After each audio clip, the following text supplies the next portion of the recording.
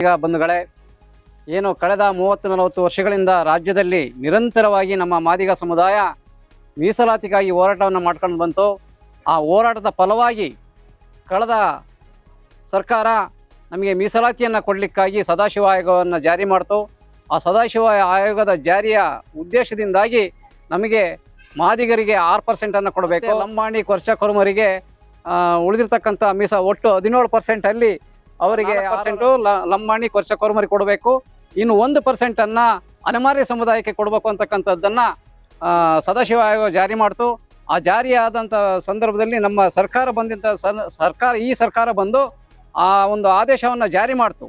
ಮೀಸಲಾತಿಯನ್ನು ಜಾರಿ ಮಾಡ್ತಿದ್ದಂಗೆ ಬಟ್ ಮತ್ತೆ ಏನು ನಮಗೆ 6% ಕೊಟ್ಟಿದ್ದಾರೆ ಅಂತೇಳಿ ಈ ನಮ್ಮ ಏನು ಸಮುದಾಯಗಳು ಬೇರೆ ಸಮುದಾಯಗಳಿದ್ವಲ್ಲ ಅವು ನಮ್ಮ ಮೀಸಲಾತಿಯನ್ನು 5.5%ಗೆ ಇಳಿಸ್ತಕ್ಕಂಥ ಕೆಲಸವನ್ನು ಮಾಡಿರೋದ್ರಿಂದ ನಮ್ಮ ಮುಂದಿನ ಪೀಳಿಗೆ ನಮ್ಮ ಸಮುದಾಯ ಇವತ್ತು ಉದ್ಯೋಗಕ್ಕಾಗಲಿ ಬೇರೆ ಇನ್ಯಾವುದೇ ಒಂದು ಮೀಸಲಾತಿಯನ್ನು ಪಡ್ಕೊಳ್ಳಿಕ್ಕಾಗಲಿ ಆಗ್ತಾ ಇಲ್ಲ.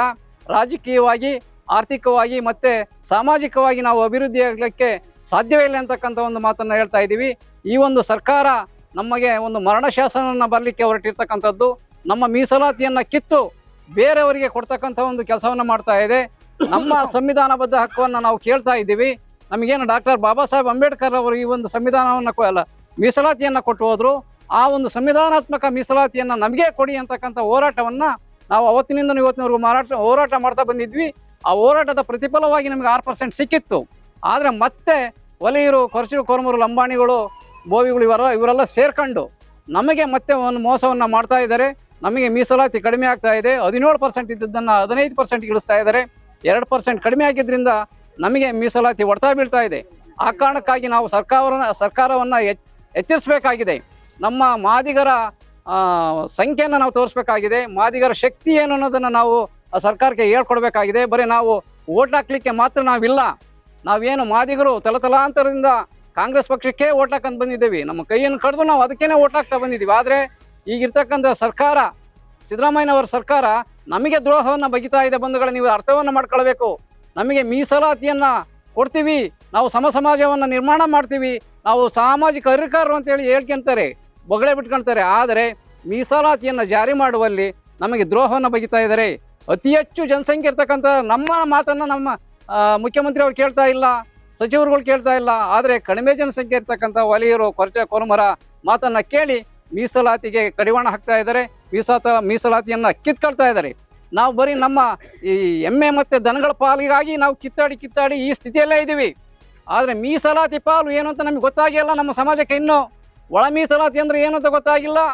ನಮ್ಮ ಮಕ್ಕಳ ಭವಿಷ್ಯವನ್ನು ರೂಪಿಸಬೇಕಾಗಿರ್ತಕ್ಕಂಥದ್ದು ಒಳ ಮೀಸಲಾತಿಯಿಂದ. ಬಂಧುಗಳೇ, ಒಂದೇ ಒಂದು ಉದಾಹರಣೆ ಕೊಡ್ತೀನಿ ಕೇಳಿ. ನನ್ನ ಮಗಳು MBA ಸ್ಟೂಡೆಂಟು ಅರ್ಜಿಯನ್ನು ಹಾಕ್ತೀವಿ. ಎಲ್ಲಿ? ಯೂನಿವರ್ಸಿಟಿ ಶಂಕರಘಟ್ಟದಲ್ಲಿ ಅರ್ಜಿಯನ್ನು ಹಾಕ್ತೀನಿ.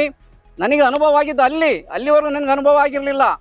ನನ್ನ ಮಗಳು 9ನೇ ಸ್ಥಾನದಲ್ಲಿದ್ದಾಳೆ. 8ನೇ ಸ್ಥಾನದಲ್ಲಿ ಬೇರೆಯವರೆಲ್ಲ ಮೇಲ್ಗಡೆ ಇದ್ದಾರೆ. ಅಂದರೆ ಕೊರ್ಚರು, ಕೊರಮರು, ಲಂಬಾಣಿ, ಬೋವಿಸು ಮೇಲ್ಗಡೆ ಇರ್ತಕ್ಕಂಥವ್ರು 9 ಜನ ಇದ್ದಾರೆ. ನನ್ನ ಮಗಳು 8 ಜನ ಇದ್ದಾರೆ. ನನ್ನ ಮಗಳು 9ನೇ ಸ್ಥಾನದಲ್ಲಿದ್ದಾಳೆ. ಆದರೆ ಮೀಸಲಾತಿಯ ಮೆರಿಟ್ ಆಧಾರದ ಮೇಲೆ ಸೀಟನ್ನು ಆಯ್ಕೆ ಮಾಡುವಾಗ 8 ಜನಕ್ಕೆ ಮಾತ್ರ ತಂದು ನಿಲ್ಲಿಸ್ತಾರೆ.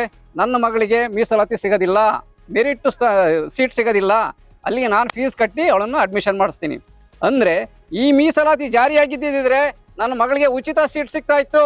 ಇದು ನನ್ನ ಒಬ್ಬನ ಪ್ರಶ್ನೆ ಅಲ್ಲ, ಇಡೀ ನಮ್ಮ ಸಮುದಾಯದ ಪ್ರಶ್ನೆ.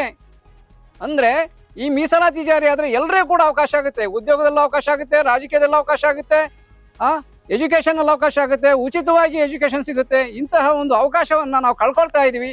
ಆ ಕಾರಣಕ್ಕಾಗಿ ಬಂಧುಗಳೇ, ನಾವು ಶುಕ್ರವಾರ ಕಡೂರಿನಲ್ಲಿ ಬೃಹತ್ ಪ್ರತಿಭಟನೆಯನ್ನು ಹಮ್ಮಿಕೊಂಡಿದ್ದೀವಿ. ಸರ್ಕಾರದ ವಿರುದ್ಧ ನಾವು ಕೂಗಬೇಕಾಗಿದೆ. ಮಾದಿಗರ ಕೂಗು ವಿಧಾನಸೌಧಕ್ಕೆ ಕೇಳಿಸ್ಬೇಕು. ಆ ನಿಟ್ಟಿನಲ್ಲಿ ನಾವು ಜನಸಂಖ್ಯೆಯನ್ನು ನಾವು ತೋರಿಸ್ಬೇಕಾಗಿದೆ. ನೀವೆಲ್ಲರೂ ಕೂಡ ನಿಮ್ಮ ಸ್ವಾರ್ಥವನ್ನು ಬಿಟ್ಟು ನೀವು ನಿಮ್ಮ ಸ್ವಂತ ಖರ್ಚಿನಲ್ಲಿ ಕಡೂರಿಗೆ ಬಂದು ನಾವು ಸರ್ಕಾರದ ವಿರುದ್ಧ ಪ್ರೊಟೆಸ್ಟ್ ಮಾಡಬೇಕಾಗಿದೆ ಬಂಧುಗಳೇ.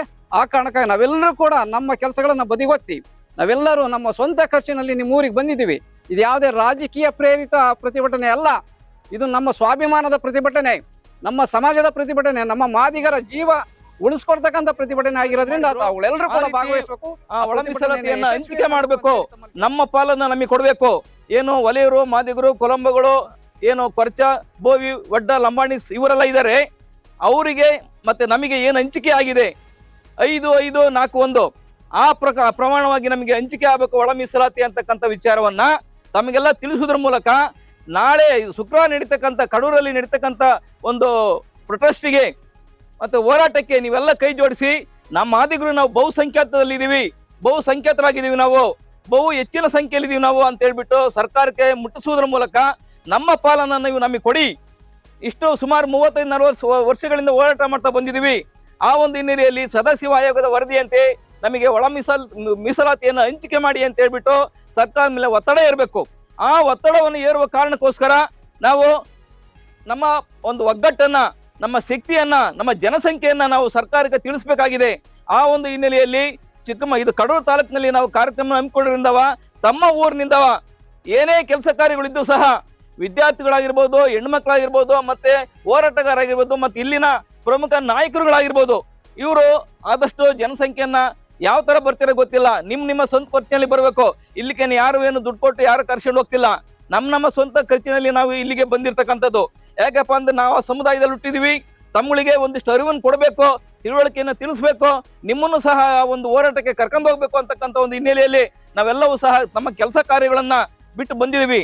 ಆ ಒಂದು ಹಿನ್ನೆಲೆಯಲ್ಲಿ ಸಹ ನೀವು ಶುಕ್ರವಾರ ಎಷ್ಟೇ ಕೆಲಸ ಕಾರ್ಯಗಳಿದ್ರೂ ಸಹ ನೀವು ನಿಮ್ಮ ಸ್ವಂತ ಖರ್ಚಿನಲ್ಲಿ ಯಾವ ತರ ಬರ್ತಿರೋ, ಬೈಕಲ್ಲಿ ಬರ್ತಿರೋ, ಬಸ್ಸಲ್ಲಿ ಬರ್ತಿರೋ, ಕಾರಲ್ಲಿ ಬರ್ತಿರೋ, ಅಥವಾ ವೆಹಿಕಲ್ ಮಾಡ್ಕೊಂಡ್ ಬರ್ತಿರೋ, ಹೇಗೆ ಒಂದು ಅಂತರ್ಗಡೆ ಹಬ್ಬಕ್ಕೆ ಅಂತರ್ಗಡೆ ಜಾತ್ರೆಗೆ ನೀವು ವೆಹಿಕಲ್ ಮಾಡ್ಕೊಂಡು ಹೋಗ್ತಿರೋ, ಅದೇ ತರ ನೀವು ದಯವಿಟ್ಟು ನೀವು ಎಲ್ಲರೂ ಒಗ್ಗಟ್ಟಾಗಿ ಬರಬೇಕು ಅಂತ ಹೇಳ್ಬಿಟ್ಟು ನಾವು ಇಲ್ಲಿ ನಿಮ್ಮನ್ನ ಪ್ರಾರ್ಥನೆ ಮಾಡ್ಕೊಳ್ತೀವಿ. ಯಾವುದೇ ಪಕ್ಷ ಭೇದ ಭಾವ ಇಲ್ದಲೆ ಎಲ್ಲರೂ ಸಹ ಬರ್ತಾ ಇದ್ದಾರೆ. ಎಲ್ಲರೂ ಇಡೀ ರಾಜ್ಯದಲ್ಲಿ ನಮ್ಮ ಸಮುದಾಯದ ಮಿನಿಸ್ಟರ್ಗಳು ಸಹ ನಾವೇನಾರ ಒಳ ಮೀಸಲಾತಿ ಏನಾದ್ರೂ ಜಾರಿ ಮಾಡಿಲ್ಲ ಅಂತ ಹೇಳಿದ್ರೆ ರಾಜೀನಾಮೆ ಕೊಡ್ತೀನಿ ಅಂತ ಹೇಳಿ ನಮ್ಮ ಮಾದಿಗ ಸಮುದಾಯದವರು ಓಪನ್ ಸ್ಟೇಟ್ಮೆಂಟ್ ಕೊಟ್ಟಿದ್ದಾರೆ.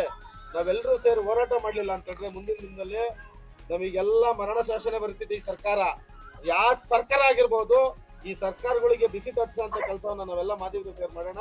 ಹಂಗಾಗಿ ಹೆಚ್ಚಿನದಾಗಿ ದಯವಿಟ್ಟು ಇಲ್ಲಿಂದ ಹೋರಾಟಕ್ಕೆ ಯುವಕರುಗಳು ದಯವಿಟ್ಟು ಹೆಚ್ಚಿನದಾಗಿ ಬರ್ಬೇಕು ಅಂತ ಹೇಳಿ ನನ್ನ ಮನವಿ. ದಯವಿಟ್ಟು ತಾಯಂದಿರ ನಿಮ್ ಕಾಯಲಿಗೂ ಕೇಳ್ತಿದ್ದೀನಿ, ತಂದಂದಿರ ನನ್ನ ಹಣ ತಂದ್ರು ನಮ್ಮ ಮಕ್ಕಳಿಗೋಸ್ಕರ ಆದರೂ ಈ ಹೋರಾಟಕ್ಕೆ ನೀವೆಲ್ಲರೂ ಭಾಗಿಯಾಗಬೇಕು. ಯಾಕಂತ ಕೇಳಿದ್ರೆ ಫಸ್ಟ್ ಆಫ್ ಆಲ್ ನೀವು ಒಳ ಮೀಸಲಾತಿ ಅಂದರೆ ಏನಂತೇಳಿ ಫಸ್ಟ್ ತಿಳ್ಕೊಬೇಕು. ಕೆಲವು ಜನಕ್ಕೆ ಅದು ಒಳ ಮೀಸಲಾತಿ ಅಂದರೆ ಏನಂತ ಗೊತ್ತಿಲ್ಲ. ಕೆಲವ್ರಿಗೆ ಗೊತ್ತಿರ್ಬೋದು, ನಾನು ಎಲ್ಲರಿಗೂ ಹೇಳ್ತಿಲ್ಲ, ಕೆಲವ್ರಿಗೆ ಗೊತ್ತಿಲ್ಬೋದು, ಕೆಲವ್ರಿಗೆ ಗೊತ್ತಿಲ್ಲದಂಗೆ ಇರ್ಬೋದು. ಆದರೆ ಏನಂದರೆ ಒಳ ಮೀಸಲಾತಿ ಅಂದರೆ ಏನು, ನಮಗೆ SC ಮೀಸಲಾತಿ ಕೊಡ್ತಾರೆ. 17 ಜನಕ್ಕೆ SC 17 ಜನಕ್ಕೆ ಕೆಲಸ ಕಾಲ್ ಮಾಡಿದರೆ ಸರ್ಕಾರ, ಅದರಲ್ಲಿ ನಮಗೆ 6 ಜನಕ್ಕೆ ಕೆಲಸ ಸಿಗ್ತೈತಿ. 6 ಜನಕ್ಕೆ ಕೆಲಸ ಸಿಕ್ತಿತ್ತು ಅಂದರೆ ಬರೀ ಮಾದಿಗರಿಗೆ 6 ಜನಕ್ಕೆ ಕೆಲಸ ಸಿಗ್ತೈತಿ. 17 ಜನರಲ್ಲಿ ನೀನು ಉಳ್ಕೆದ್ದು ಒಲೆಯರಿಗೆ, ಕೊರ್ಚ, ಕೊರ್ಮ, ಲಂಬಾಣಿ ಇಂಥವ್ರಿಗೆ ಸಿಗ್ತೈತಿ. ನಾವು ಈ ಹೋರಾಟ ಮಾಡಲಿಲ್ಲ ಅಂದರೆ ಯಾವುದೇ ಕಾರಣದಿಂದಲೂ ನಮ್ಮ 6 ಜನಕ್ಕೂ ಸಿಗಲ್ಲ, ಒಬ್ರಿಗೂ ಸಿಗಲ್ಲ. ಯಾಕಂತ ಹೇಳಿದರೆ ಕೊರ್ಚ, ಕೊರ್ಮ, ಲಂಬಾಣಿಸು, ಬೋವಿಸು ಇವರೆಲ್ಲವ ಏನಾಯ್ತಾರಪ್ಪ ಅಂದರೆ ಅವರೆಲ್ಲ ನಮ್ಗಿಂತ ಫಾಸ್ಟ್ ಅದಾರೆ. ಶಿಕ್ಷಣದಲ್ಲಿ ಭಾಳ ಫಾಸ್ಟ್ ಅದಾರೆ. 90% ಅದಾರೆ, 98% ಅದಾರೆ, 100% ಅದಾರೆ. ನಮ್ಮರು 100% ಹೋಗೋಕ್ಕಾಗಿಲ್ಲ. ಯಾಕಂತ ಕೇಳಿದ್ರೆ ನಾನು ಕಾರವಾಗೆ ಮಾತಾಡ್ತೀನಿ. ನೀವೆಲ್ಲ ಬರೀ ಜಾತ್ರೆ ಮಾಡೋದು, ತೇರಿಗೆ ಹೋಗೋದು, ಅದಕ್ಕೆ ಧರ್ಮಸ್ಥಳಕ್ಕೆ ಹೋಗೋದು, ತಿರುಪ್ತಿಗೆ ಹೋಗೋದು, ಇದಕ್ಕೆ ಬೇಕಾದ್ರೆ ನೀವು ನಿಮ್ಮ ಮನೆ ಮಠನೆಲ್ಲ ಅಡೆ ಇಟ್ಟು ಹೋಗ್ತೀರಿ ನೀವು. ಆದರೆ ಈ ಹೋರಾಟಕ್ಕೆ ನೀವು ಯಾವ ತೇರು ನಾಳೆಗೆ ಮುಂದಿನ ವರ್ಷಕ್ಕೆ ಬರ್ತೈತಿ, ಕ್ವಾರ್ನಳ್ಳಿ ಜಾತ್ರೆ ಬರ್ತೈತಿ, ಅಂತರ್ಗಟ್ಟೆ ಜಾತ್ರೆ ಬರ್ತೈತಿ, ನಾಳೆಗೆ ಗೌರಿ ಹಬ್ಬ ಬರ್ತೈತಿ, ದೀಪಾವಳಿ ಹಬ್ಬ ಬರ್ತೈತಿ, ಧರ್ಮಸ್ಥಳ ಎಲ್ಲೂ ಹೋಗಿರಲ್ಲ, ತಿರುಪತಿಯಲ್ಲಿ ಹೋಗಿರಲ್ಲ. ಆದರೆ ಇದನ್ನ ಕಳ್ಕಂತಂದ್ರೆ ನಮ್ಮ ಜೀವನದಾಗ ನೀವೇನು ಈಗ ಹಳೆ ಮನೆಗೆ ಏನದಿರಿ ಅದೇ ಪರಿಸ್ಥಿತಿಯಾಗಿ ನಿಮ್ಮ ಮೊಮ್ಮಕ್ಳ ಕಾಲಕ್ಕೂ ಅದೇ ಪರಿಸ್ಥಿತಿಯಾಗಿ ಇರ್ತೀರಿ. ತಾವು ದಯಮಾಡಿ ಇದನ್ನ ಕೂಲಂಕುಷವಾಗಿ ಒಳ ಮೀಸಲಾತಿ ಅಂದರೆ ಏನು, ನಮ್ಮ ಮಕ್ಕಳು ನಮ್ಮ ಮೊಮ್ಮಕ್ಳ ಕಾಲಕ್ಕಾದ್ರೂ ಅದು ಅನುಕೂಲ ಆಗುತ್ತೆ ಅನ್ನೋದ ನೀವು ಮನಸ್ಸಿನಲ್ಲಿ ಭಾಳ ತಿಳ್ಕೊಬೇಕಂದ್ರೆ ನೀವು ಇಲ್ಲಿದ್ರೆ ತಿಳ್ಕೊಳಕ್ಕಾಗಲ್ಲ. ನೀವು ಇಲ್ಲಿದ್ರೆ ಎಲ್ಲೂ ತಿಳ್ಕೊಳಕ್ಕಾಗಲ್ಲ. ತರೀಕೆರೆ ಮೀಟಿಂಗ್ ಕರಿತೀವಿ, ಎಲ್ಲೂ ಬರಲ್ಲ. ಯಾರು ನಿಮಗೆ ಮೇಲ್ಜಾತರು ಗಲಾಟೆ ಮಾಡಿದ್ರೆ ಮಾತ್ರ ಅಣ್ಣ ನನಗೆ ಪೊಲೀಸ್ ಸ್ಟೇಷನ್ಗೆ ಹೋಗ್ಬೇಕು, ಇಂಥವ್ರು ಹೊಡೆದರೆ ಅಟ್ರಾಸಿಟಿ ಕೇಸ್ ಮಾಡ್ಬೇಕು ಬರ್ರಿ ಅಂತ ಹೇಳ್ತೀರಿ. ತಾವು ದಯಮಾಡಿ ನೀವು ಅರ್ಥ ಮಾಡ್ಕೋಬೇಕು. ಇಂಥ ಪ್ರತಿಭಟನೆಗಳಿಗೆ, ಇಂಥ ಕಾರ್ಯಕ್ರಮಗಳಿಗೆ ದಯಮಾಡಿ ಭಾಗವಹಿಸ್ಬೇಕು ನೀವೆಲ್ಲರೂ. ಆದ್ರಿಂದವ ಏನು ನಮಗೆ ಈ ರಾಜ್ಯ ಸರ್ಕಾರ ಭಾಳ ಅನ್ಯಾಯ ಮಾಡ್ತೈತಿ. 17% ಮೀಸಲಾತಿ ಮಾಡಿತ್ತಾ 15% ಮಾಡಿ ಏನು ಎಲ್ಲರೂ SCಗಳು ಎಲ್ಲ ಒಂದೇ ಅಂತೇಳಿ 56,000 ಹುದ್ದೆನ ಕಾಲ್ ಮಾಡಿತ್ತು. ಅದರಲ್ಲಿ ನಮಗೆ ಮೀಸಲಾತಿ ಒಳ ಮೀಸಲಾತಿ ಅಂತ ಏನು ಮಾಡಿದರೆ ನಮಗೆ 3,000 ಚಿಲ್ಲರೆ ನಮಗೆ ಮಾದಿಗರಿಗೆ ಕೆಲಸ ಸಿಗುತ್ತೆ. ಯಾರಿಗೆ ನಿನಗೆ ಸಿಗದಿದ್ರು ಪರವಾಗಿಲ್ಲ, ನಮ್ಮ ಮಕ್ಕಳಿಗಾದ್ರೂ ಸಿಗುತ್ತೆ. ಇಲ್ಲ ನಮ್ಮ ಅಣ್ಣ ತಮ್ಮಗಳಿಗೆ ಬೇರೆ ಕಡೆಗೆ ಯಾರಿಗಾದ್ರೂ ಸಿಗುತ್ತೆ. ಆದ್ದರಿಂದ ದಯಮಾಡಿ ಶುಕ್ರವಾರ 10ನೇ ತಾರೀಕು ಸ್ವಯಂ ಪ್ರೇರಿತವಾಗಿ, ಇದು ಯಾವುದೇ ಪಕ್ಷ ಯಾವುದೇ ಇದರಿಂದ ಬರ್ತಿಲ್ಲ, ಧರ್ಮದಿಂದ ಬರ್ತಿಲ್ಲ, ನಾವೆಲ್ಲರೂ ಮಾದಿಗರು ಒಂದಾಗಿ ಇದೊಂದು ಒಂದು ಉಗ್ರವಾದ ಹೋರಾಟ ಮಾಡ್ತಾಯಿದ್ದೀವಿ. ಕಡೂರಿನಲ್ಲಿ ಜಿಲ್ಲಾ ಮಟ್ಟದ ಹೋರಾಟ ಎಲ್ಲ ಸ್ಟೇಟ್ ಲೆವೆಲ್ಲೆಲ್ಲ ಮಾಡ್ತಾಯಿದ್ದೀವಿ. ಆದ್ದರಿಂದ ನೀವು ಸ್ವಯಂ ಪ್ರೇರಿತರಾಗಿ, ಯಾರೂ ನಿಮಗೆ ದುಡ್ಡು ಹಣಕಾಸು ಏನು ಕೊಡಲ್ಲ. ನೀವೇ ವೆಹಿಕಲ್ ಒಂದು 100 ರೂಪಾಯಿ ಪೆಟ್ರೋಲ್ ಹಾಕ್ಸ್ಕೊಂಡು ನೀವು ಸ್ವಂತ ಖರ್ಚಿನಿಂದ ನಮ್ಮ ಜಾತಿಗೋಸ್ಕರ ನೀವು ದಯಮಾಡಿ ಏನೋ ಶುಕ್ರವಾರ 10 ಗಂಟೆಗೆ ಕಡೂರಿಗೆ ಬರ್ಬೇಕಂತೇಳಿ ನಮ್ಮಲ್ಲಿ ಮಾದಿಗ ಹಲವಾರು ಸಂಘಟನೆಗಳಿದ್ದು ಅವೆಲ್ಲ ಒಕ್ಕೂಟಗಳನ್ನ ಮಾಡ್ಕೊಂಡು ನಾವು ಬೇರೆ ಬೇರೆಯಾಗಿ ಹೋರಾಟ ಮಾಡಿದ್ರೆ ಇದನ್ನ ಸಕ್ಸಸ್ ಮಾಡೋಕ್ಕಾಗಲ್ಲ. ಒಕ್ಕೂಟ ಮಾಡ್ಕೊಂಡ್ಬಿಟ್ಟು ಒಟ್ಟಾರೆ ಧ್ವನಿ ಮಾಡೋಣ ಅಂತ ಹೊರಟ್ಬಿಟ್ಟು ಇಡೀ ರಾಜ್ಯಾದ್ಯಂತ ಜಿಲ್ಲೆಗಳನ್ನು ಬಂದ್ ಮಾಡ್ತಾ ಇದೆ. ನಮ್ಮ ಚಿಕ್ಕಮಗಳೂರು ಜಿಲ್ಲೆಯಲ್ಲಿ ನಾವು ಮೆಜಾರಿಟಿ ಆಗಿರೋದ್ರಿಂದ ಕಡೂರು ತಾಲೂಕನ್ನ ನಾವು ಆಯ್ಕೆ ಮಾಡ್ಕೊಂಡಿದ್ದೀವಿ. ಅದು ರಾಷ್ಟ್ರ ಹೆದ್ದಾರಿ ರಸ್ತೆ ಇದೆ. ಆ ಹೆದ್ದಾರಿಲಿ ನಾವು ಪ್ರತಿಭಟನೆ ಮಾಡಬೇಕು, ರಾಜ್ಯ ಸರ್ಕಾರಕ್ಕೆ ಬಿಸಿ ತಟ್ಟಿಸ್ಬೇಕು ಅಂತ ಹೊರಟಿದ್ದೀವಿ.